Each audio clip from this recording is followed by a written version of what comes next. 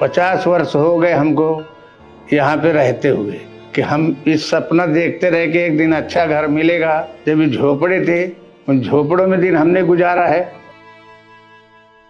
यहाँ का बारिश का मौसम में आना जाना, स्लम का तो आपको तो पता ही है कि बाथरूम और ये पानी का मुसीबत, रोड, ये सारे मुश्किल थे।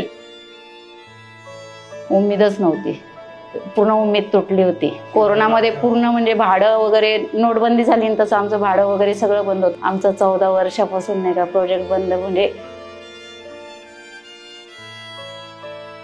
लगभग हमें आज 13 साल हो गए कि हम हमारे खुद के घर से बेघर थे। खुद का घर होने के कारण भी हम लोग बाहर रेंट पे रह रहे थे। एक्चुअली बीच में एक ऐसा फेज आ गया था ना कि उम्मीद सबने छोड़ दी थी, क्योंकि रेंट टाइम पे नहीं मिल रहा था।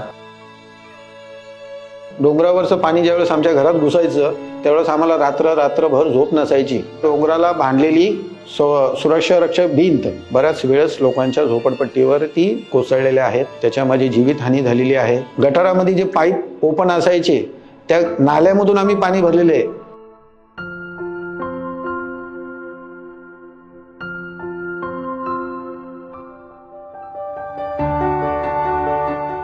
चंदक साहब आए तो और भी अच्छा हो गया और बहुत जल्दी से जल्दी घर उन्होंने 2 साल में बना के दे दिया।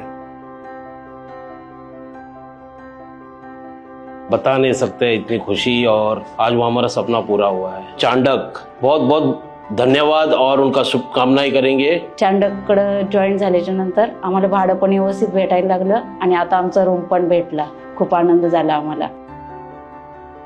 नया पल बोले तो आज जो अलॉटमेंट लेटर और जो चाबी हमको मिली है, इसके लिए मैं चांडक ग्रुप को थैंक यू बोलना चाहूँगा। चांडक डेव्हलपर आल्यानंतर त्यांनी ह्या प्रकारे काम केलं की खूप फास्ट करून डे नाईट वर्क करून आहे ना लवकरात लवकर त्यांनी ती चावी आपल्याला दिली लोकांना।